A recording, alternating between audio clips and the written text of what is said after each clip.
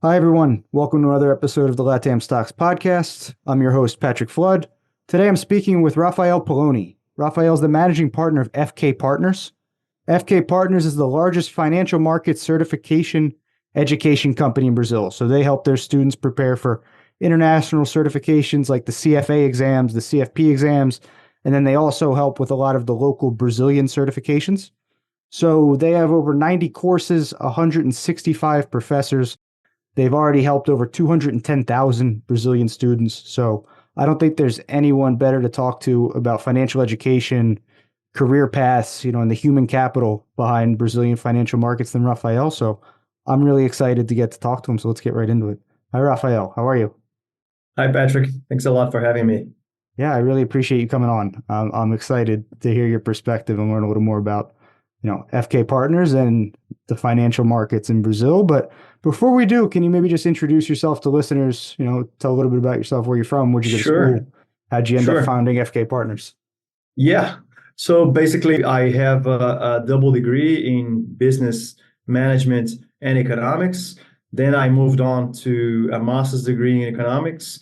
And by that time, I chose to work in the financial industry, not really the academic field. And I started working for two large investment banks in Brazil. And by that time, I started study for the CFA program. And when I passed level one, I met this gringo, as we say, an American guy who had this school. It was really a startup back then. And he invited me to do some classes. So because I already had passed level one, I started teaching for economics for CFA level one. So I was working in the bank during the day and teaching CFA during the evenings. So it was pretty busy by that time. And that kept going for almost 8 years until 2017, if I'm not mistaken, or 16, where he decided to leave the country, go back to the US. And then I purchased part of the company, FK Partners. And since then, I devote my time to, educate executives in Brazil, spread education, improve people's lives through knowledge and even their careers. So in a nutshell, that's it. That's a great story. It's a cool story. I didn't know that because I've known about FK Partners for a while, but I didn't know that you took it over in 2017. Yeah, But before we get into some of the more specific certification stuff, let's maybe set the stage for international listeners that might not know anything about education in Brazil or financial education. So can you maybe just describe the Brazilian education system and then sure. what is financial education like? Are Brazilians well educated about finance, or is there a huge gap between Yeah. Brazilians? And so what do you Well, think? so there's the first thing to say is that the Brazilian financial market is very regulated overall. You can think of the fund industry or the advisory services or the investment banking. It's very regulated because we have a past story with the high inflation. So banks and all the financial industry is very regulated. And that applies to certifications as well. We have lots of certifications, local ones, and they apply to different roles. So if you want to be a financial planner, there is a certification for you. If you want to be a financial advisor, it's another one. If you want to be a portfolio manager, that's another one. If you want to do equity research, it's a different one. Because the regulation is so high, you have to specialize in different exams and different areas. So that's where FK Partner fits because we prepare students for all of them. There are more than 20 actually, and they are very specific, as I said. And then you have the distinction certifications, as we call, like the CFA, like Kaya, like FRM. They are not certifications for someone who needs that to perform his job. People look for those certifications for a distinction. So we have that too. So I would say our portfolio is pretty complementary. So you have some students that look for certifications for regulatory purposes, and you have other candidates that look for certifications for improving their careers. So that's one thing. And well, the education in Brazil is kind of a challenge. We are at 230 million inhabitants, and just a rough data, until a century ago, almost 80% of our population was illiterate. So you can think of the huge dimensions and opportunities that it brings. So one thing is to talk specifically about the financial markets where professionals are, of course, literate, they have undergrads and other titles. But as a whole, if you look at the country as a whole, the challenges for education and technology developments are huge. And probably that's what motivates us here in FK Partners to keep doing our job better and better every single day. So before the students even get to you where they're taking a finance certification, like how popular are finance degrees at like the undergraduate level? Is finance and accounting a popular choice among, Brazilians coming out of high school? Well, it still is, but it has changed. Like when I graduated 15 years ago, there were basically two paths. One was the finance world, the other one was consulting. I had lots of colleagues and friends who went to McKinsey, Bain and Company, Roland Berger, these kinds of companies. And the other ones were banks. What happens is now you have a third path who is increasingly more popular in Brazil, which is entrepreneurship, endeavor into something. So working for startups, etc. So I'm seeing a lot of, recently graduates going to that particular area where you don't need to know finance only. You need to know strategy, HR, logistics, lots of other things. And perhaps they see a better challenge. And on the other hand, banks are really automatizing their operations. So in some areas, you are actually seeing the demand for labor going down, right? So the mixture of both things is kind of changing the industry, but still finance is the top payer in the country, the higher salary, and the one that requires lots of intellectual work. It's not really operational and repetitive. So people see a lot of intellectual challenge in going to that area. So I would say it changed a little bit in the last decade or so, but still is one of the top picks for the great business schools in the country. So is it still a good career choice then, do you think, for students coming out of college? Like, has it become more competitive because of the higher salaries, or do you think there's still a lot of room for growth in financial services? No, there is room. And let's remember that Brazil, like until 10 years ago or so, was basically banks. When I say financial market, I mean banks. And now you have a huge fund industry who is growing a lot. So you have rooms for portfolio management, for risk management, for compliance and controls. You barely had those areas back then. And now you have some funds that are specializing in alternative investments. That's something you didn't have in Brazil. You have people that are specializing in commodity trading, which is something that Brazil is really important and relevant worldwide. And we didn't do that a lot. You have rooms for financial advisory.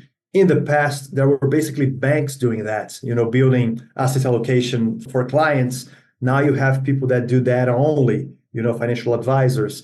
So I would say in the last 10 years, some roles and jobs were created out of the blue, and that requires education, specialization, and these kinds of things. We never had that. So there's more career paths now available. So you mentioned, the startups, which doesn't surprise me because I've had some guests on talk about the regulatory changes to fintech, maybe 5 years ago, where you started to get all these new types of credit companies. So I imagine that opens up all new types of specialties and career paths for finance students. Right. Same applies to cryptocurrencies, DeFi's, and all that. Yep. You have some industries that rely on cryptocurrencies or tokens, like constructors. Some companies in Brazil are thinking of ways to measure their receivables and have their own tokens. That creates an extra set of skills, which is a little bit of finance and a little bit of coding, programming. So yeah, it's growing into several directions, and inevitably you have to provide education for all of those professionals. Are there any finance certifications that are more geared towards coding? Like if you're a programmer that wants to do finance, is there Well, first of all, that's one area that I am educating myself on. I'm Because, curious. Yeah. yeah, I took lots of certifications, and out of the blue, I just thought I'm kind of a dinosaur because, I can talk about equities and fixed income and alternative investments, but when you start digging into Python and other complex codings, I started, freaking out because I didn't understand. So I am educating myself on that in this very moment. What I can tell you is data science is a big player now. I wouldn't even say it's the future, it's the present. People are already running after this kind of knowledge at this moment. And coding, it's a very broad word. What do you mean by coding? You can code for several purposes. When you code for automation of some things, that's also something that is going on. Like Python can, automatize several things in the financial market. And that certainly is going on. So to answer your question, Kaya is doing a big job with data science and with DeFi's. And there is a certification called CQF. It belongs to Standard Moody's. CQF is a certification in quantitative finance. So it has a lot of mathematics, of course, and a lot of coding, a lot of programming. So it's not really a finance degree. It's more of a mathematical slash programming degree. But for someone who already has some back knowledge in valuation, mark to market, these kinds of things, it's about, automatizing this knowledge that that you already possess. You have to know some Python or some programming before to get through it, or no? No, they have an elementary module. So some candidates go straight away to the program itself. Some other candidates take the preliminary module. And in the preliminary module, they do a review on mathematics and on Python coding. So you don't really have to be a geek, but if you want to assign to that particular certification, they will give you like a curriculum evaluation, meaning they don't accept any person. You have to apply, and they will check if you have the background to follow it and go on. It's very specific, Patrick. I'm not saying this is a trend. No, I'm just curious. But it's something, because it's definitely a trend within the industry, and at least like when I went through the CFA, there was nothing about Python or coding or anything. So it seems like something they need to catch up to a little on the education. But even the CFA is doing some nice things, not in that level, but the CFA has 2 courses now in Python. If you are a charter holder, you can take those courses for free. And it's kind of they are not deep.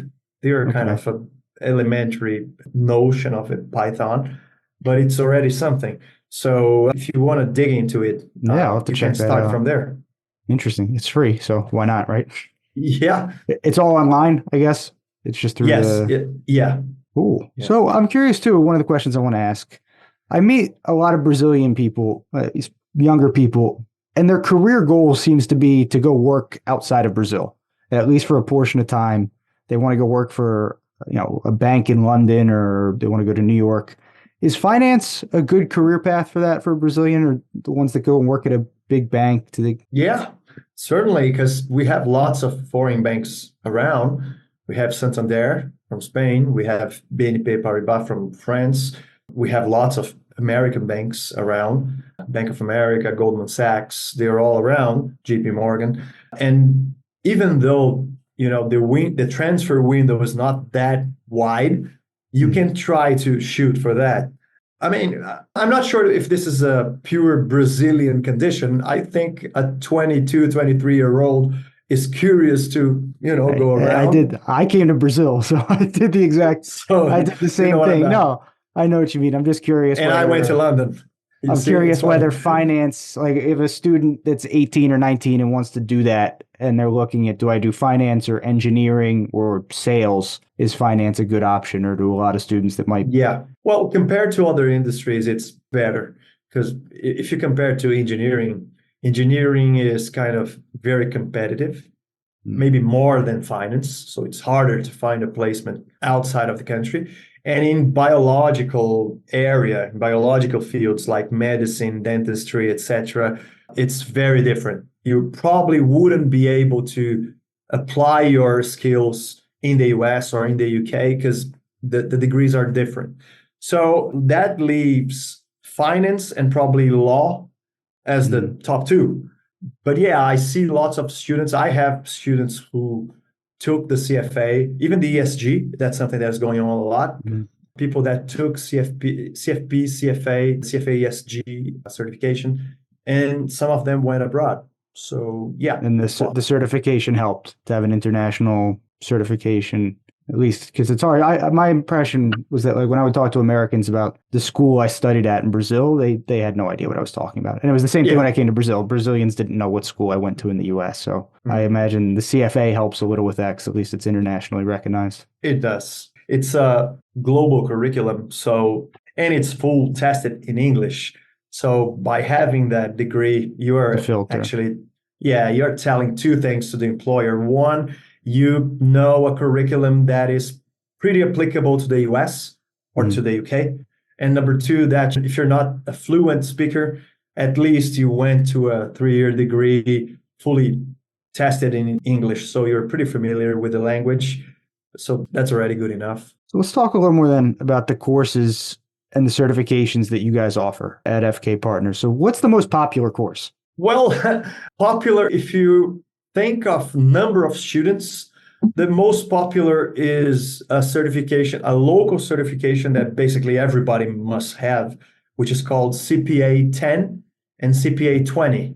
They are close to the Series 7 in the US. Okay. So it's not a hard test, a hard exam, but it's very broad. So that is probably the most popular. We have around 10,000 students per year.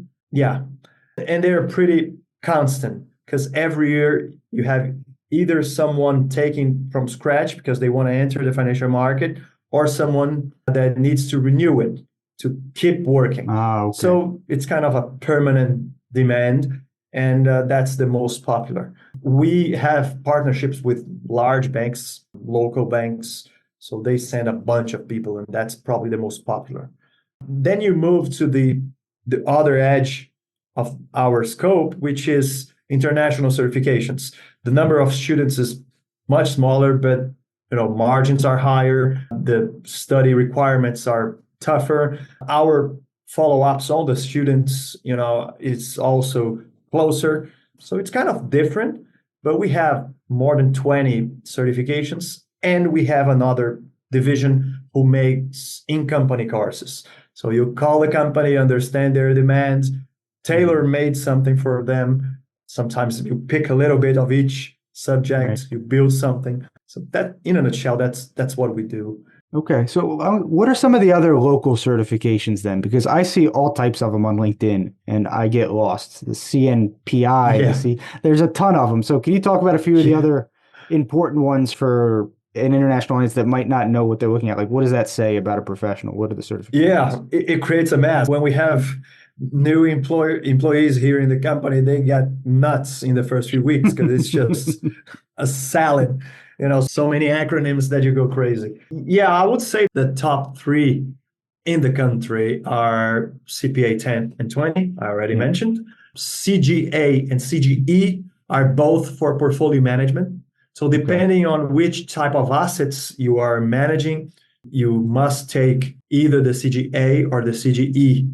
So if you manage a fund mostly composed of stocks or fixed income, they're the basic types of funds, you would go to CGA. It's similar to REITs. If you manage real estate linked funds or multi-strategy funds or hedge funds, we don't call hedge funds locally, but something close to that, then you would go to CGE.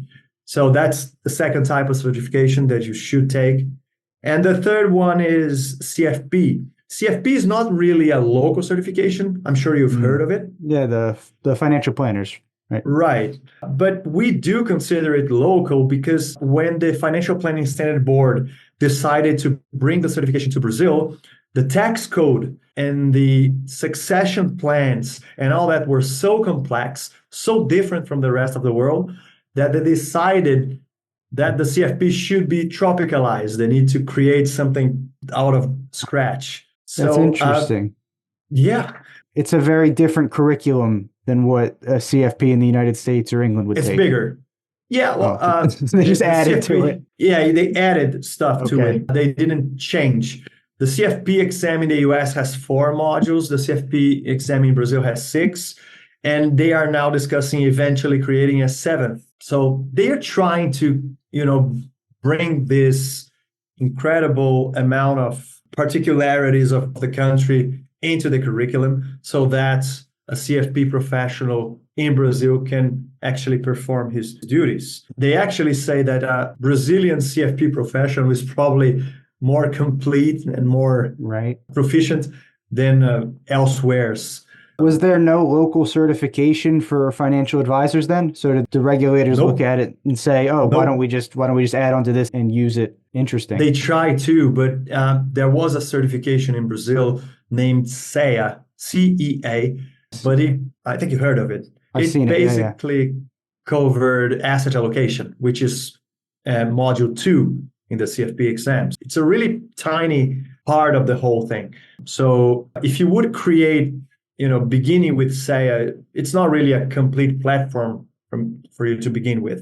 So they prefer to do the whole thing from scratch and have their own certifications. But we do consider CFP a local thing, even though you can use the brand and the charter worldwide. Is it required to be a financial advisor in Brazil, like an agente autônomo, right? Is it required? No, it's not required. It's more than required. The license for you to be an agente autônomo, which is a financial advisor, is called ANCORD, is the organ, the association that regulates the financial advisors. And in Brazil, financial advisor is not the same as financial planner. So it's kind of nonsense, but yeah, it's not the same thing. A financial advisor basically tackles asset allocation, and that's it. A financial planner oversees insurance, holding creations, tax optimizations, eventually leveraging your wealth. These are all things that a financial advisor wouldn't do at all. So then if you take the CFP, you're exempted into the other certification? Yeah.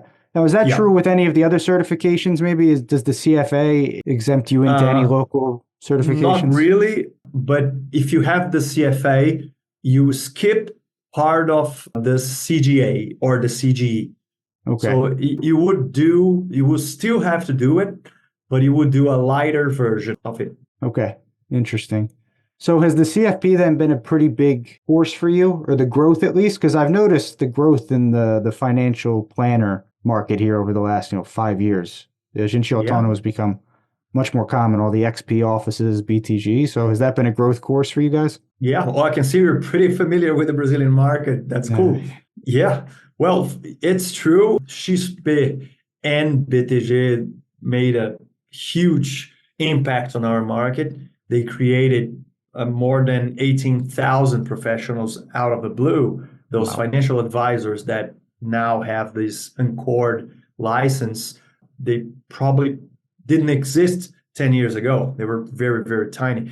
And now it's a huge market. What they realized is that, as I said, asset allocation is just part of the things they need to know and discuss with their clients. So they kind of moved to CFP because there is a huge correlation and it's a big complementary pool of information that those professionals need. So yeah, it's growing for us. It's growing for other schools as well. But that also creates problems for the CFP brand, right? Because anything that grows too fast in a short time period will bring you problems. Right, and the problems is, well, I sit in the Planejar board of directors, so I can tell you what I've seen. Because so many people sit for the exam in the last few months, you began to feel that it's easy and shallow. Anyone can do it. And that was never the intention. The CFP was never meant to be like a CPA 10 or even ANCORD. It was not meant to be a certification for anyone who would like to do it. It always meant to keep distinction flavor, you know?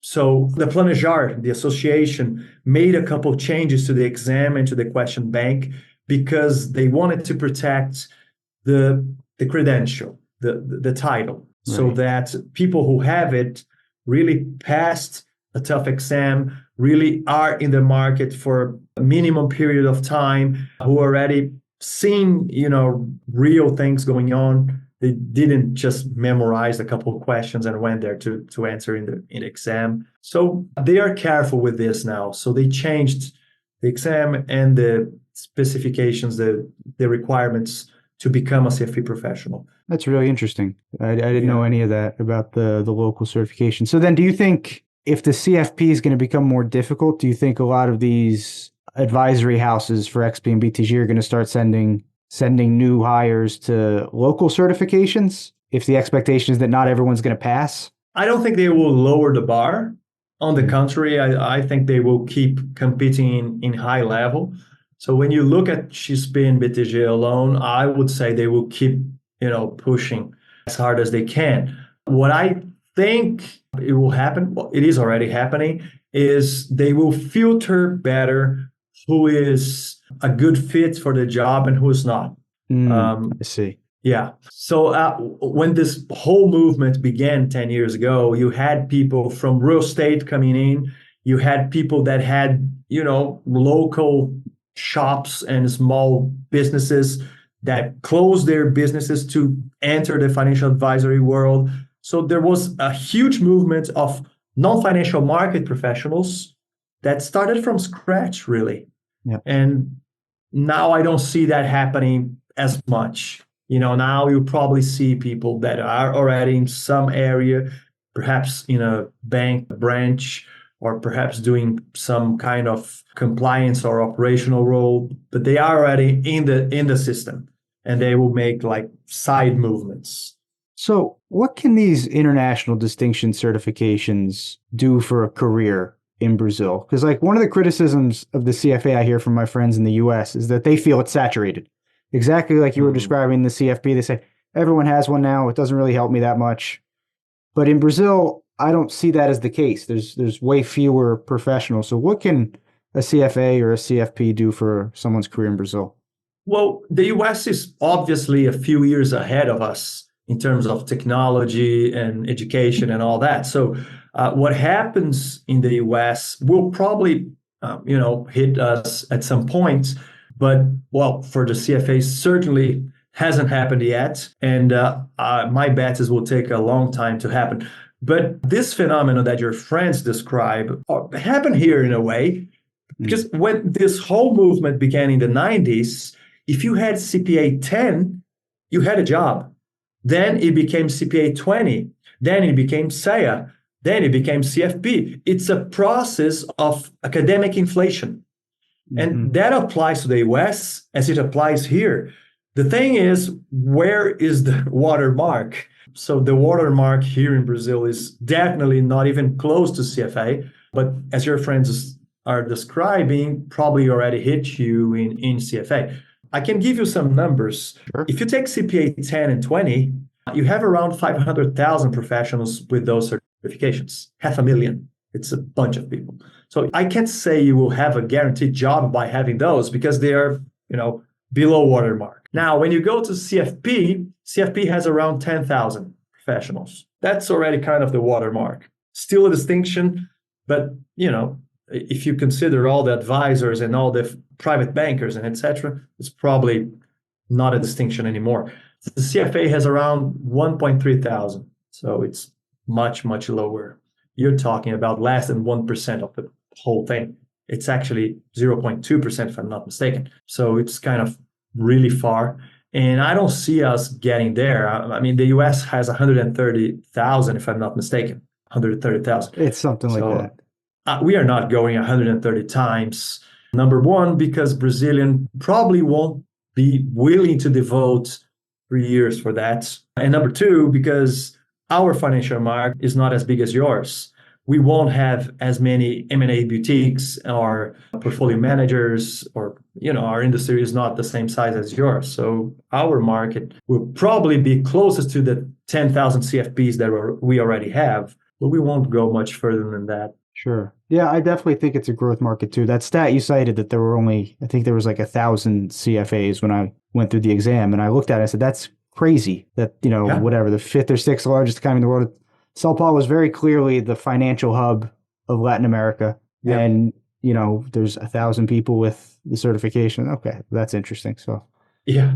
I tend to agree. I think the other thing too is there's still a lot of growth for basic financial services in Brazil. Like the Agente Autônomo thing just happened, right? Like it's 5 years, 7 years maybe, where Yeah. financial advisor things. I mean, equities are still relatively underowned in Brazil. I think there's only 4 million accounts on the B3. It's less than that. So it's Yeah. less than that. So yeah, so I think there's still a lot of room for growth in basic things that the US has been doing for, 30, 40 years. So I'm excited to see how. There's a great paper, it's a professor's talk, but there's a great paper from Roger Botson. It's a great guy who publishes for the CFA Institute a lot. And he showed that when you are in your working age, your life is pretty similar to fixed income. So you get, a low pay, inflation linked for 30, 35 years. So your life is pretty similar to a fixed income portfolio.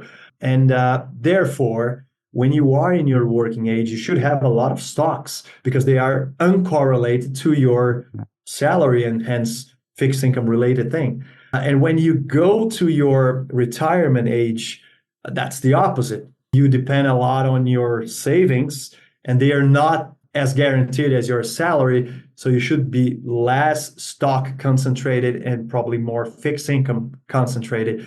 And this turnaround definitely doesn't happen in Brazil. Number one, because financial advisors don't know this information so that they can advise well. They can. Yeah. And number two, because we have so few people in the stock market for several reasons that I don't think we have time to discuss, but yeah, just to show you that. No, please. Why do you think stocks are so underowned in Brazil relative to fixed income? It's a long story, but number one, because we have a huge story of inflation, and that created in the people, in the investors, this safety net within the fixed income. So when you look at our investors, they go mostly to fixed income and mostly to government securities and mostly to inflation-linked securities. It's not on purpose. It's because, the generation that is already in place is the generation who suffered from high inflation in the 80s and 90s. So it will take a generation space to, create a new mindset that inflation is not as bad, that inflation is now under control, that we have an independent central bank who has inflation targets, and all that will help people and make them more comfortable. And number two, I think our stocks are mostly correlated to commodities and banking. It's not really an opinion, it's just a fact. Emerging markets are really concentrated in commodities and banking. So all the other sectors have a lot of difficulty to finance themselves through equity. So if you think of metal and mining, oil, retailers, we have good companies around, but they have a lot of difficulty to finance themselves in equity because if the Brazilian typical investor don't invest in them, probably an American, an Australian, British investor will not. Yep. So it's kind of a mixture of historical and current motivations. I'm curious, what do you think then? Because I just remembered, another movement I've seen recently is Brazilian, finance influencers talking about dollarize your portfolio. So I'm curious if currency is a popular topic with your students, if that's something you're seeing too. Yeah. And even with the financial planners and financial advisors, that's something that is recurring. It comes and goes. Our country is kind of polarized in terms of politics, and you will always have close to 50% who is against the government and around 50% who is in favor. So the 50% that are against the government will want to leave and take their money away because they are scared. And then the other government will win the next elections. So now those who are against will become in favor, and those who are in favor will become against. So now there will be a twist. But you will always have, well, not always, but as long as this polarization takes place, you will always have a big number of investors who will fly their money away because they are concerned with the currency. And if you look at historical data, that's been the case. We have very few success with protecting our currency. I wouldn't even blame the government itself. It's just fate of an emerging market. The emerging markets have this flight to quality thing whenever some crisis hits. So when you have COVID or Ukraine or Hamas versus Israel, you have conflicts and shocks every day. And whenever they happen, the developed markets just fly away and our currency undervalues quite quickly. And that's been our case and our fate for the last 3 decades or so. So Yeah. I would protect. I actually do that with my own money. Yeah, it's smart. Diversify the currency risk, right? And it's never been easier. I mean, I remember how hard it used to be for Brazilians to get an international bank account. And now I Yeah. see these startups like Nomad comes to mind with, I don't know, a couple million clients where you just open up an account and then you have a bank account, a dollarized bank account in the US in your own name. So it's never been easier to do either, which Yep.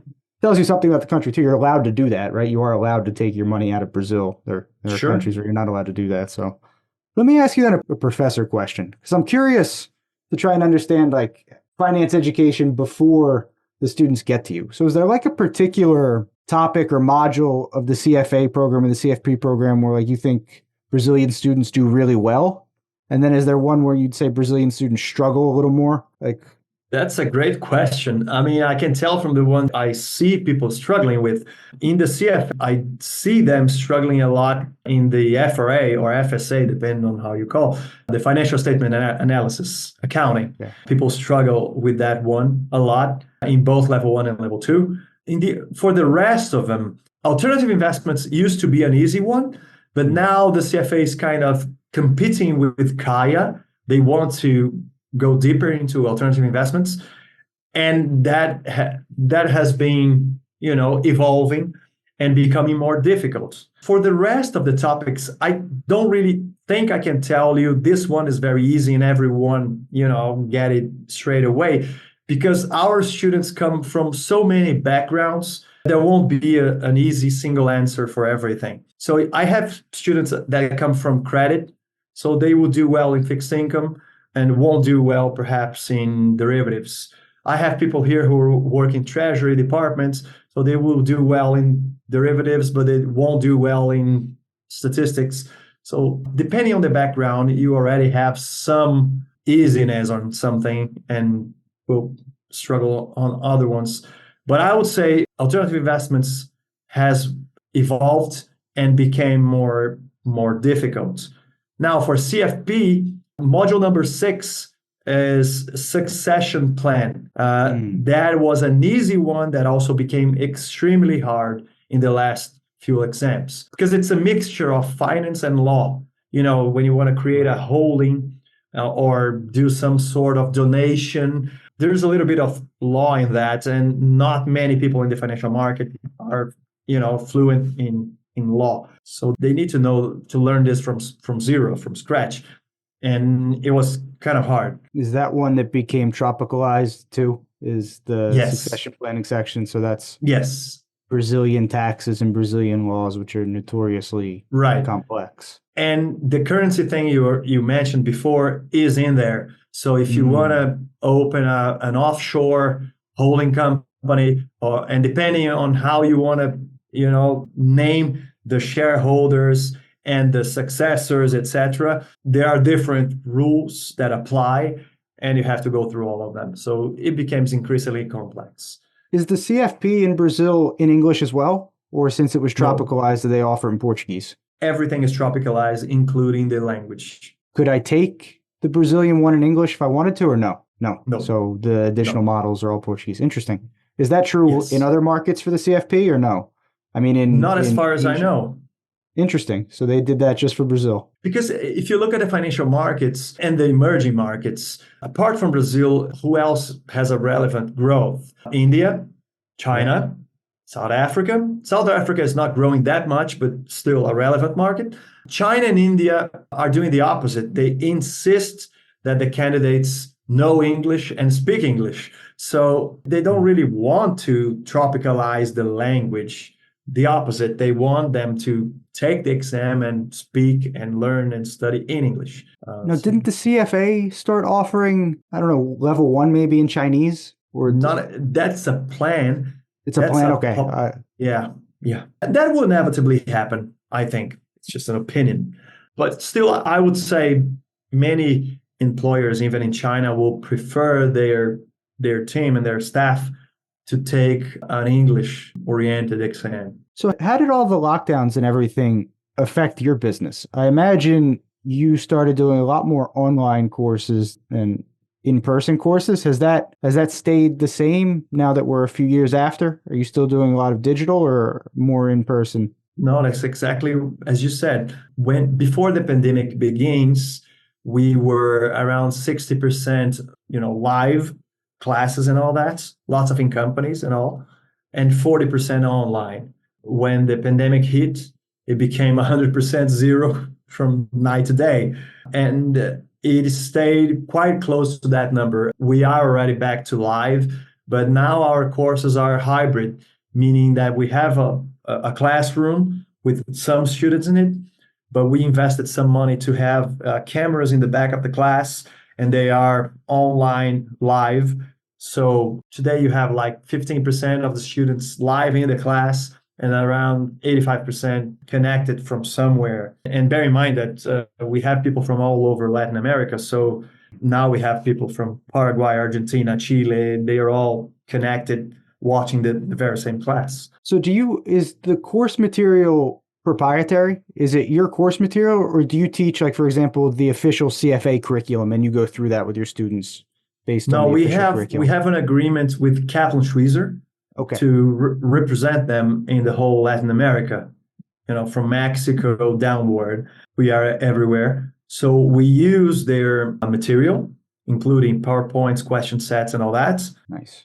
And that's our platform. We like the CFA curriculum. It's just studying from the big boys. It's really tough because it's a very academic book, lots of references to journals and proving formulae. It's really tough to study from there. So the Kaplan Schweizer is a great material because it's kind of summarized and it has lots of questions. Whenever you read something, you already have a couple questions on that topic. So it's really exam oriented. So that's what we use. That's what I use too. And their practice exams too helped a lot. Yeah. Is that true for the CFP? Because I know they do more than just the CFA. Do you use them other exams as well? No, the CFP is a different story. We use Kaplan for Kaya, FRM, all the international ones, CIMA, CFP, because it's tropical and involves local regulations and laws and tax codes and etc. We developed all of it. So for all the other local ones too, you developed your own proprietary material. It's a lot of work for all the courses. Yes. And including the question bank, we have some certifications that have close to 4,000 questions. So it was a huge work. And how often do you have to update those? I mean, is that work mostly done for the CEA, for example, or do you have to put in work every year updating the materials? They tend to change, but not that much. So you have changes all the time, but they take like 3%, 5% of the whole curriculum. So it's not, destroying it all and starting again. But it's a constant work of updating stuff. That includes video classes, some questions. It's a huge database that, involves some technology to know which video we take it away, which video we record, which questions we destroy, which questions we bring it from scratch. But yeah, it's an evolving work. So what's your outlook then for the next, call it 3 to 5 years for finance education in Brazil? What are you most focused on for your business? Is there a specific course?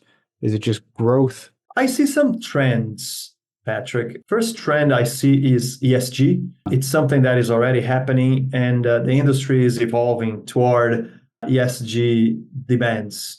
And in Brazil, you have people who know what the acronym means, but they don't really know how to buy a carbon credit or how to make a due diligence in an impact investment fund. So that's something we have to start right now, otherwise we'll fall behind. Another one is technology. And when I say technology, I probably mean cryptocurrencies, DeFi's, and all that coding things I was telling you. People in the financial market don't know that, by standard, and they will have to learn. If in 2 years from now you will use Excel, you will probably be fired. Really? What do you think? What do you Yeah. think the analysts will be using then? Some AI or Probably Python it's a very friendly. I don't know if you okay? use it. No. Yeah, I started using recently. It's so easy and so friendly, and you can upload whatever you want in the cloud, so you don't have to save a file with a name in your computer and share the file with somebody else. It just put the code to work in a cloud, and anyone can run it. So it's so friendly and you have lots of libraries in the Python who do the work for you. And if you don't know how to code, or if you're not sure if your code is clean and correct, you can use ChatGPT and it will fix the code for you. So it's so easy and so friendly and so much quicker than Excel that I would say that change will be very quick. Interesting. Yeah. And then what about in terms of certifications? Are there any you think might catch on and grow in popularity in Brazil? Like maybe is the CFA ESG certification growing Yeah. or Well, the certifications are trying to keep it up to those changes, right? So the CFA has made a lot of updates in their curriculum to catch up with those changes. Kaya did it too. So I don't know if we'll have new certifications. What I think is more likely is the certifications to keep evolving, updating their curriculum so that all those new technologies and trends be there.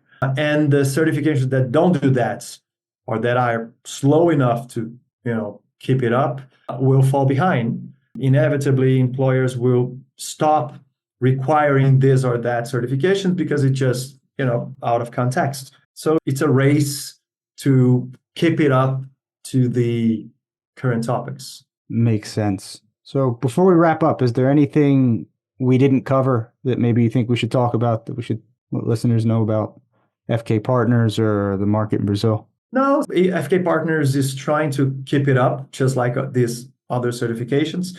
We have more than 20 different courses, and I encourage everyone to have a look at the website and see if they fit. Some of them are in English, so even if you're not a Brazilian citizen, you can still take them. And I think the next years will be vital for Latin America to deregulate and become more open and more globalized in terms of financial markets to attract investments and all that. And that applies to my business too. This constant flow of professionals and technologies and subjects and topics will depend on this easiness that people can come and go. So I hope Latin America becomes more open, more globalized, so that this trend happens. Great. So where can listeners find you, follow your work on the internet? Should I send them to your LinkedIn, Twitter? Yeah, well, LinkedIn is probably the network that I use the most.